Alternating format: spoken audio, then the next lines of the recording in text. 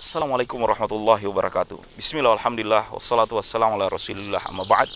Pemirsa Wahda TV yang dirahmati oleh Allah subhanahu wa ta'ala, dalam halaqah sirah nabawiyah sebelumnya, kita telah menyimak bagaimana agama tauhid Nabi Ibrahim alaihissalam berganti menjadi agama penyembahan terhadap berhala, dilakukan pertama kali oleh Amr bin Luhai. Dan Rasulullah SAW mengatakan, man sanna sunnatan sayyi'ah, siapa yang pertama kali membuat perbuatan yang buruk, falahu wizruha wa wizru man amila biha, maka baginya dosa dan dosa orang-orang yang mengikutinya. Yahmiluna auzarahum wa auzaral ladzina zalamu, mereka memikul dosa dan dosa orang-orang yang telah mereka sesatkan. Wa iyazubillah. Maka dalam hidup ini jadilah kita agen orang-orang yang menjadi contoh orang-orang terbaik di dalam kehidupan kita. Di antara leluhur Rasulullah sallallahu alaihi wasallam yang akan kita tuturkan sesudah Fihr atau yang dikenal dengan Quraisy adalah Qusay. Qusay hidup di zaman sekitar 500 tahun antara Qusay dengan Fihr. Qusaylah leluhur Rasulullah SAW yang mempersunting putri penguasa Khuza'ah. Maka ketika Raja Khuza'ah pada saat itu meninggal dunia, dia tidak memiliki pewaris kerajaan di kalangan putra-putranya. Satu-satunya ahli waris adalah putrinya yang menikah dengan Qusay. Maka pemirsa yang dirahmati oleh Allah subhanahu wa ta'ala, olehnya ketika pemimpin Khuza'ah ini mangkat, tiba-tiba Qusay mendaulat dirinya, dialah penguasa kota Makkah. Keinginan ini ditentang, keinginan ini ditolak oleh suku Khuza'ah.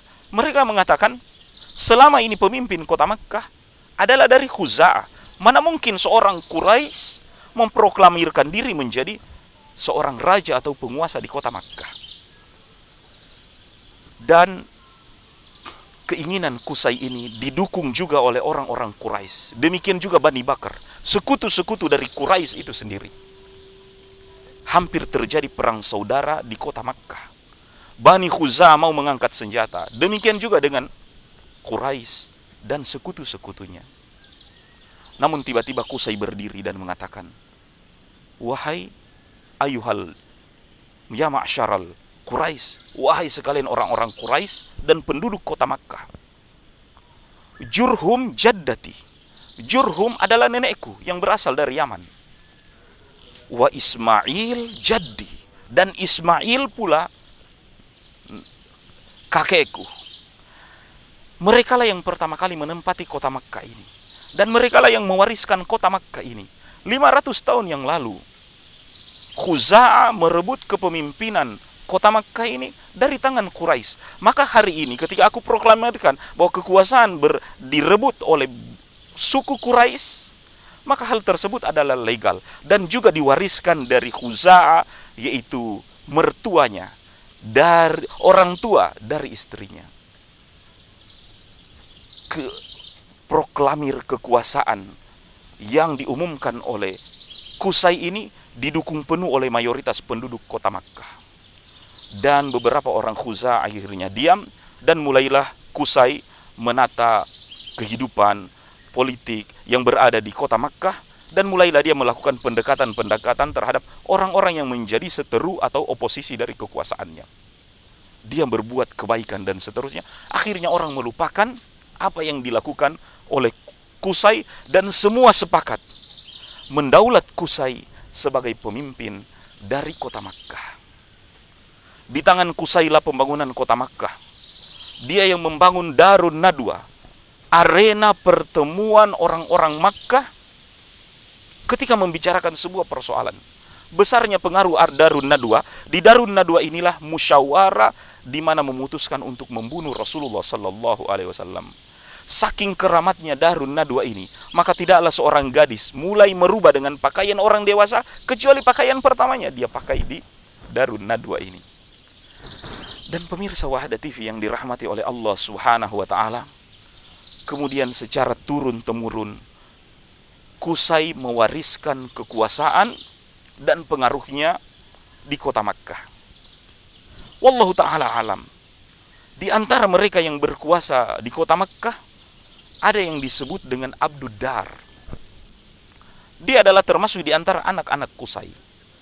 Disebutkan sebelum Qusay meninggal dunia, dia mewasiatkan bahwa yang akan menjadi penguasa adalah Abdud Dar. Abdud Dar sendiri profilnya adalah seorang yang lemah dibanding dengan kakak-kakaknya. Wallahu ta'ala alam apa dibalik tujuan Qusay. Yang jelas dia menginginkan sesudah